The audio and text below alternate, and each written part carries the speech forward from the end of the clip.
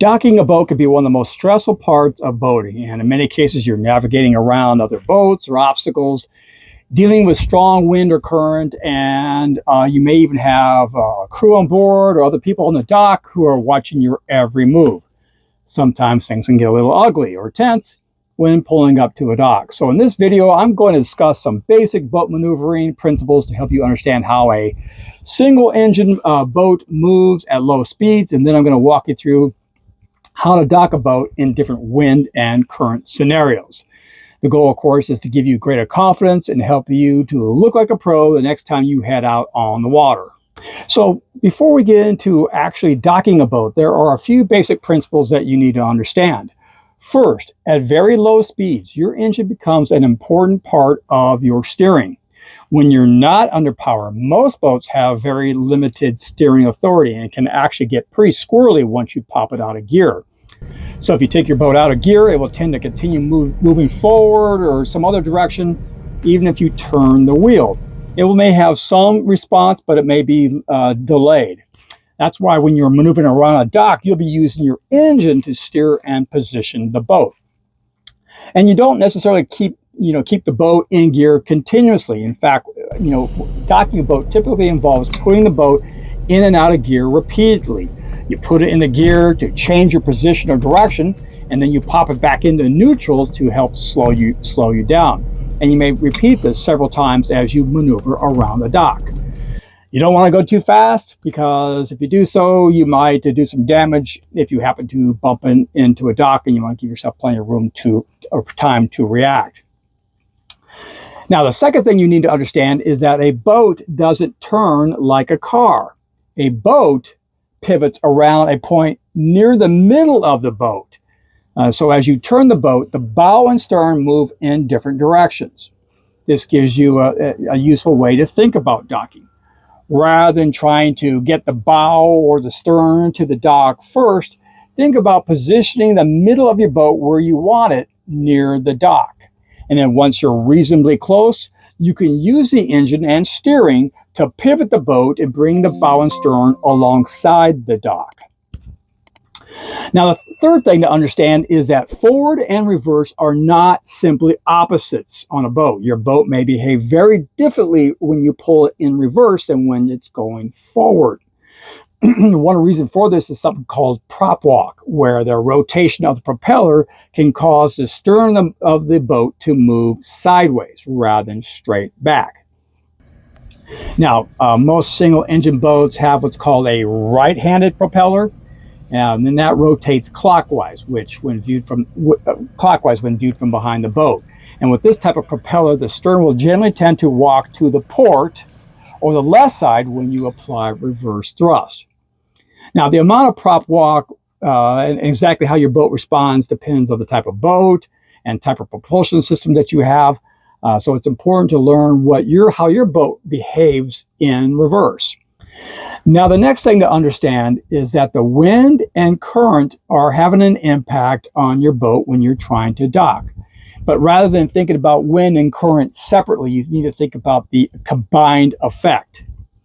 So before you get close to a dock, ask yourself, if I put my boat in neutral, which way does it want to go? Does it want to move towards the dock, or does it want to shift away from the dock? That'll tell you whether the wind or current are helping you or working against you. And that's going to influence how you approach the dock in the first place. And then the final principle is to be prepared before you get close to the dock. So have your fenders put out, have your dock lines ready, make sure your passengers know what you want them to do, and perhaps most importantly, know what you're going to do if your approach doesn't quite go as planned. After all, there is no shame in aborting the approach and starting over. Even highly experienced boaters do that on occasion. So now, let's go put these principles to work. So let's start with what is probably the easiest situation, and that is when the wind or current is pushing your boat toward the dock. In this situation, the wind or current is already doing some of the work for you, so use it to your advantage. I recommend approaching the dock at a shallow angle, almost parallel to the dock. And as you get closer to the dock, you can take the boat in and out of gear to control your speed and maintain steering authority. You don't want to go too fast in case you accidentally bump the dock. Then once you are alongside and fairly close to the dock, you can let the wind or current bring you the rest of the way. The key thing to remember is that when the wind or current is pushing towards the dock, approach slowly at a shallow angle and let the wind or current finish the job of bringing you alongside. Now let's look at the opposite situation, and that is when the wind or current is pushing your boat away from the dock. This one is a bit more challenging because the wind and current is working against you. So what you want to do, and the big difference here, is that you want to come in at a steeper angle than beforehand. That allows you to, continue to move forward towards the dock while the wind and current is trying to push you away. As before, you can pop it in and out of gear to control your speed while still maintaining steering ability. And then as you get closer to the dock, start to flatten out the angle so that you can get the middle of the boat, that pivot point, get that closer to the dock. And then once you are alongside the dock, then you can pop it in reverse to swing your stern over. Okay, so now let's take a look at the situation where the wind or current is coming from ahead of the boat. In other words, you have a headwind. The key in this situation is you'll want to come in at a moderate angle. And that is because you don't have the advantage of the wind or current pushing you towards the dock. So you're going to need to maintain some lateral momentum to get that pivot point, that middle of the boat, over to the dock. So you start off at a moderate angle. I was probably a little bit too shallow in my example here. Come in at a moderate angle and then flatten it out as you approach the dock. And as before, pop it in and out of gear to maintain your speed and maintain steering ability. And then as you get alongside the dock, you may need to bump it in reverse to stop your forward momentum and to pull that stern over to the dock. Finally, let's take a look at the opposite situation, and that is when you have the wind blowing from behind, or a tailwind.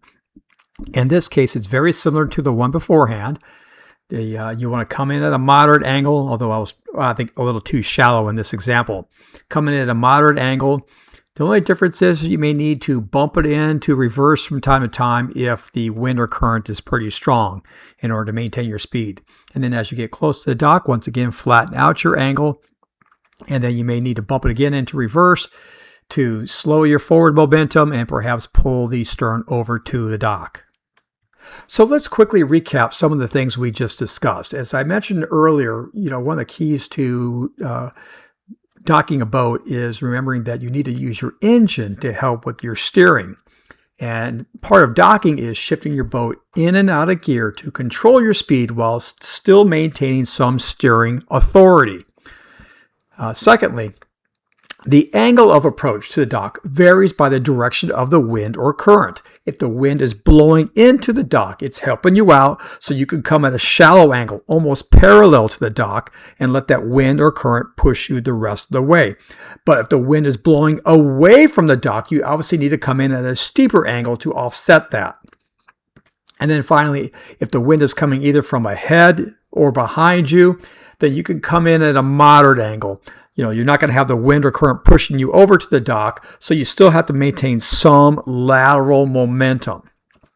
And then finally, you should use your reverse to help pivot the bow and stern alongside the dock once you get close. And this is where, again, we talked about how boats steer differently than cars, and it kind of pivots on a center axis. So once you get alongside the dock, oftentimes it's helpful to throw it in reverse to pull that stern in, push that bow out, and so you can tie up to the dock. So docking doesn't have to be stressful. Take your time, make your approach deliberately, and if things don't go quite as planned, no problem there. Just back up and start again. And with a little practice, you'll be docking your boat like a pro and with much more confidence.